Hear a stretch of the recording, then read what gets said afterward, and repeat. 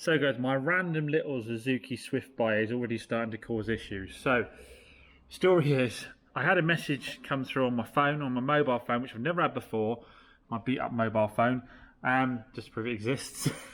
To say I've never had this before, it was from a driver to tell me that he was due to drive my car down today.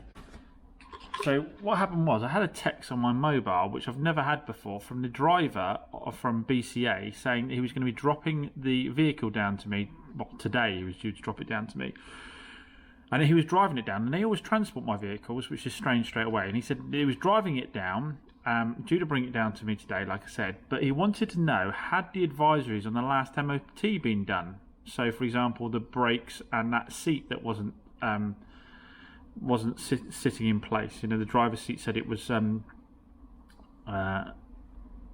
said the adjustment on the driver's seat was faulty, which was potentially unsafe in the last MOT. So he asked me, had those advisories been done? Which is an incredibly strange question for someone that works for BCA, because you would think that obviously they know that I have no idea of that, because I've got nothing to do with the vehicle. I've bought it blind on the auction. I've never set eyes on the car in real life, let alone know what work's been done on it. So he was asking me, had those advisories done, because obviously he was looking to drive it all the way down here. I wanted to make sure it's safe. So I said, I've got no idea, I'm afraid, if any of that's been done. I've never clapped eyes on the car. And he said, oh, okay, it's just, it says something about the driver's seat being unsafe and the brakes not being safe, and I've got to drive it all the way down to you. And obviously, I'm cautious of my safety. I said, well, look, to be honest, I said, you'd have to check it out yourself. You always transport my vehicles, so I'm not sure why you're not transporting this time, but based on those MOT advisories, then potentially, yeah, I would get it transported rather than drive it down. He said, anyway, okay, thanks for that. I'll message you in the morning after we've done an assessment of the vehicle. So I had a message this morning to say we've done an assessment of the vehicle, and although the driver's seat actually seems to function, so that's one thing I didn't know, which is a bonus because we thought it was broken. Although the driver's seat does seem okay, it's going to be transported now. And because of the advisories on the MOT for the brakes. Now, the advisory on the MOT for the brakes was pitting and scoring, which, when you get to the cars of this age, they pretty much all say that. It doesn't necessarily make them unsafe, but, I mean, I wasn't bothered about him driving it anyway. But, I mean, with corporate manslaughter law and so forth, I just thought BCA probably would rather have it transported, because if he notes that and then does have an accident on the way down, they're going to be liable, aren't they? So it does make sense for them to transport it. So it says it's now going to be transported, but can't give me the date for when the vehicle's now going to be transported. So I just gave Bridgewater a little ring just to check, because I can imagine in a company that size, something like this where it gets knocked off being driven down would just probably disappear off and never actually get re-picked up for delivery. So I gave them a call to check what's going on with it, and they say that it's being delivered by transporter tomorrow. So I am going to get it before Christmas by the looks of it, and they are on the ball and have got it sorted. But I did think that was funny. Did I know if the advisories had been done? But just, you know, I'm sure from his point of view it's a valid question, but I just kind of thought, you do know the way Bridgewater works, how you're not letting us go and actually view vehicles, and that they aren't our cars, we're buying them from complete strangers. Classic. So guys, the Giulietta is finally done. The funny thing is, it's not a car that needed a lot of work. It went through its MOT easily, advisory free.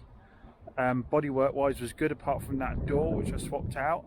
I needed to refurb the alloys, so really refurbing the alloys was really sort of the maximum thing I needed to do. I just was so short on time, it took me ages to get round to doing it. Oh, and I needed to give the inside a really good clean, but as you can see now, the car looks stunning. It really does. I mean, if you're in the market for a 5-door car and you need something to get all the family in, but you also want something you can hop in on your own every now and then and go and have a really good blat and have some fun in, then this ticks all the boxes. It's £30 road tax. It's got 320 newton meters of torque, which is about the same as a Golf GTI. It's got as much punch, and that's a 1750 revs, so it really does punch low down. Loads of grunt. They handle really well. I do find this one with the slightly higher profile tyres rides a bit better than mine with the lower profile tyres as well on these Devon roads. It's just a fantastic looking vehicle. And that door, I know a lot of people said they thought the other door was better. Trust me, it wasn't. It had loads and loads of dings in it. This door only has that one ding in it, and now it's on the car. It doesn't really detract from the look of the vehicle at all unless you go looking for it. Refurbing the alloys as well, worth doing. They look really good. Obviously, so we're totally curbing free now on all the alloys. It just looks really, really good. All came up very nicely. The interior came out well. I didn't realise some of the toys it had. I've forgotten some of the toys it has. So it's got the Bluetooth, it's got the cruise control, it's got rain sensitive wipers, it's got aircon, it's got auxiliary input, it's got a dynamic button. So again, when you want to go on that hoon on your own, hit it into dynamic button and you get a different throttle response from the engine. Is a lot of fun. You got your stop start, CD radio, that's auxiliary and USB. All this came up really nicely. You've got all round lecky windows, electric mirrors. All this came up really nicely. Very pleased with this car. As you can tell, I'm very enthusiastic about the Alphas. I bloody love my red one, but this one does actually perform better, obviously, because this one is kicking in properly lower down. Now the mad thing with this is in the time I've had it sitting around, it's actually gone up in value. When I first put it through Auto Trader, what it retailed at, it was like 4,795. Auto Trader now reckons it's 4,980. So basically a 4,995 car. That is mad, isn't it?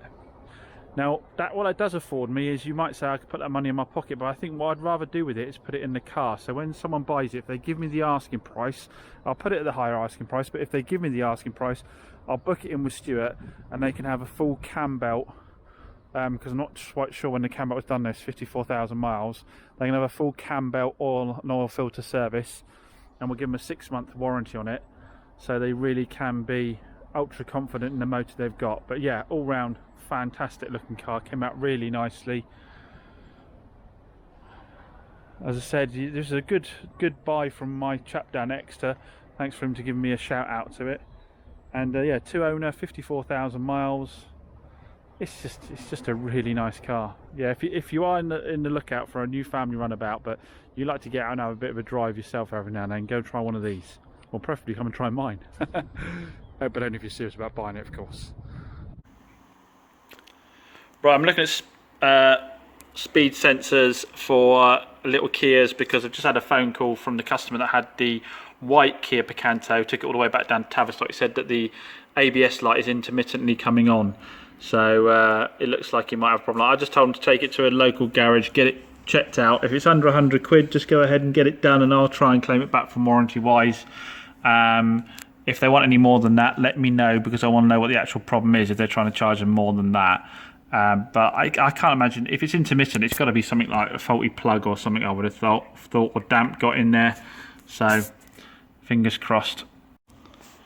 So I had a little brainwave, and I remember that Jason from Tyre Flippers is down at Tavistock, and he uses a garage close to Tavistock, apparently only about 3 minutes out.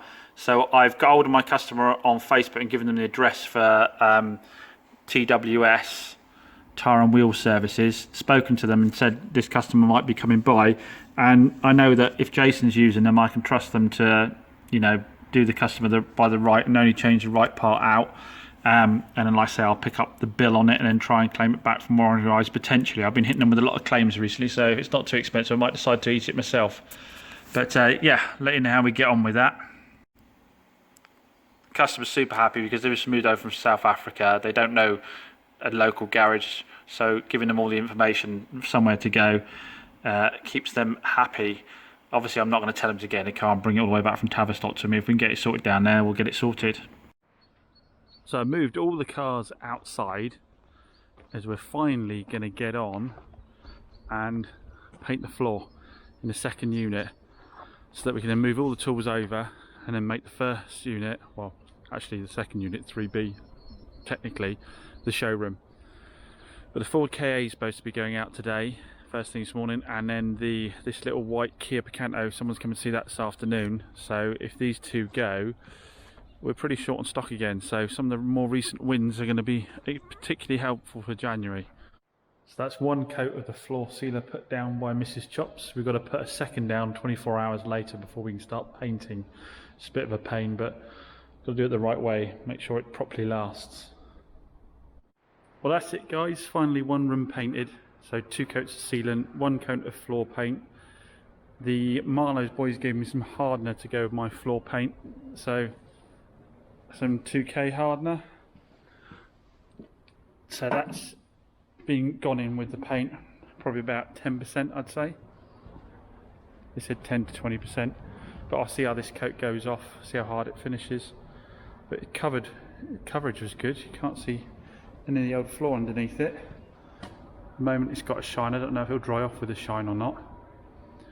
But there, for the sake of speeding things up, I might just go with the one coat, get all this shelving in, get the tools on it, and then do a second coat in the high traffic area in the middle, because then I can get cracking and prepare my customer reception showroom area. Moonshine quick detail, I saved the day again because I had to take the K out. I said I'd give it a full tank of fuel before it went out the door, which was more than I expected it to be. It was like 50 quid. But that obviously put some road dirt on it, with the roads being so dirty. And I could have used that as an excuse. I wouldn't put your fuel in, that's why it's got some dirt on it, but I don't want to hand it over dirty. But with the quick detail, I didn't have to give it a full wash. Just quickly went round with a cloth and took off that light bit of dirt off it, and now it's looking nice and shiny again, ready for pickup. Well, that's not good, guys. Just had a call from James down at Tyre and Wheels at Tavistock, or the chap that does the repairs for Jason on his channel, about the Kia Picanto. I thought it'd just be a ABS sensor, but apparently it's the ABS ring on the end of the drive shaft that's cracked and has potentially damaged the ABS sensor. So we're looking at the drive shaft and the ABS sensor, and that's him probably ringing back now. Looking at it, it's about £300 job, I think. So that was James from TWS, and he's quoting me £200 including the VAT for the repair. If he has to replace the sensor as well, if he doesn't have to replace the sensor, it'll be less, which sounds incredibly reasonable to me. I don't think I can probably get the drive shaft myself. I mean, I was looking at drive shafts here and they were on eBay. They're a couple hundred quid, £153, £187. So whatever he's quoting me there, I think it's entirely reasonable. And it's gonna, I mean, do I like having to spend out that? I mean, it's gonna be 160 after that. Do I like spending at 160 on the car? No, but this is the reason that I try and maintain good profit margins. So after all of my costs, that car made me £1,064. So if I've got to pay out a couple £100, I can pay out a couple £100 for that repair and still be in good profit margin. So, I'm happy with that. And I spent no time on it, did I? That's why I maintain good profit margins, because when there is a repair like this, that customer's down there in Tavistock, is a long way from me, doesn't know me as a dealer. He could drop that car in and the dealer could say, well, that's wear and tear, mate. It's happened as you've been driving the vehicle. Went at my door with a fresh MOT, clean bill of health. That fault wasn't on the car at all. Or you'll have to go 50-50 with me or something like that. I know he'd probably win if he went to court, but most people won't go that far. And the dealer will just hope that they go away in the background. But the fact that I've kept decent margin there, it means I can just say to James down there, yeah, go ahead. I've still got decent margin there. And the experience for the customer is the good dealer just said, yeah, go ahead, fix it. And if that doesn't get me a recommendation, I don't know what will. Now, you will note I have got a warranty-wise on this one. Now, I think to be fair to warranty-wise, I wouldn't claim off this. And I'll give you my explanation to that. I've made a few claims with them recently. They've honoured them all.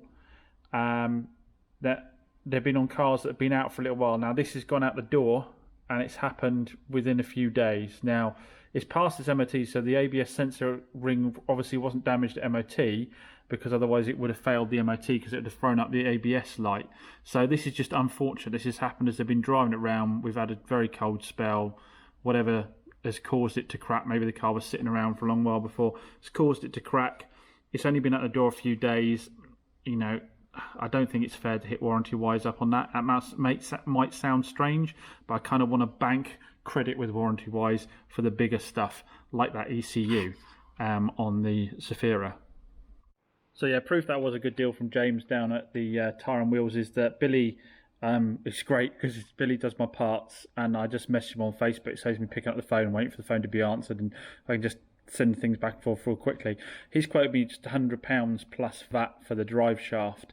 Now, if you bear in mind, with adding the ABS sensor on top, it's probably £120 plus VAT. I'm really only about 50-60 quid more having James down at Tyre and Wheels do it. So that's obviously why Jason uses him. He's obviously a decent geezer who quotes well, and I'll definitely know who to go for. If I've got a customer down that way needing help, I'll know who I can book in with. So guys, to add to my woes, I'm doing my uploads for you at the end of the day, and I've just had a message through on Facebook from the lady that bought the Ford KA, who wants to pop by because she thinks the driver's seat is wobbling or something, which I do find strange because I took that car home and back and didn't notice anything at all with the driver's seat, and she took it for a test drive and came back and said nothing about the driver's seat, but within a couple of days she's saying that it's wobbling. I don't know. I've asked her to come in because I'll check it and see if it's not something that just needs tightening. I guess worst case scenario is second-hand seat for a Ford KA.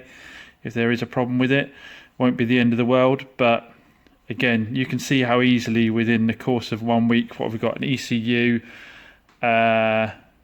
ABS sensor, and potentially a seat. So across all three of those, we could be talking £600, £700. You can see why you need to be making, £700 a car minimum, ideally, if you're going to want to and look after people. It does seem that these claims are coming through on the one non-Korean stuff. I know apart from that one Kia, but normally they're good. That's about the first Kia I've had to do anything on.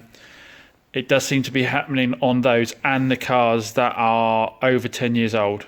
So the stuff that's over 10 years old, we're not tending to see the issues with. But it's December, and December's a month for cheapies, really. If you do more expensive cars, they're probably going to sit about. So you have to decide if you want to roll that dice as always and put the gamble on the older cars or not. But anyway, let's get the upload done for you. Thanks as always for watching. Catch you again soon.